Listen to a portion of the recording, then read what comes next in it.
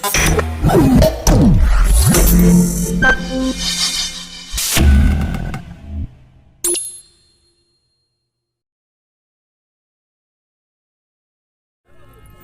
प्रणाम।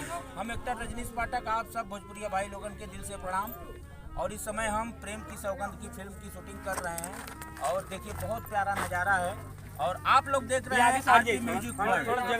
और हमारे साथ बहुत ही अच्छे कलाकार, बहुत ही प्यारे कलाकार जिनके गाने से आप लोग का दिल मस्त हो जाएगा। जिसका गाना सुन के अभी प्रमोद जी भी थे, शूटिंग से थोड़ा सा उनको समय मिला तो वो भी थे, उन्होंने गाना सुना, बहुत अच्छा लगा। और मैं आप लोगों से निवेदन, हमारे साथ में है आप का क्या नाम है?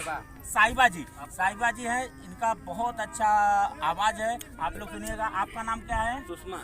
सुषमा जी हैं, ये भी बहुत अच्छा गाती हैं। और भैया हैं वीरेंद्र कुमार जी जो कि ढोल बजा रहे हैं, और सुषमा जी तो गा भी रही हैं और हारमोनियम बजा रही हैं। इनके साथ बच्चे लोग भी है, बहुत प्यारा टीम है।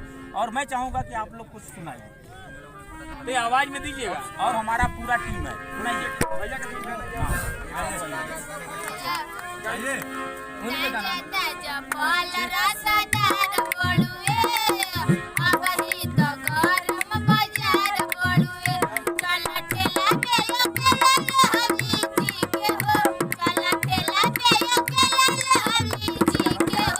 जिया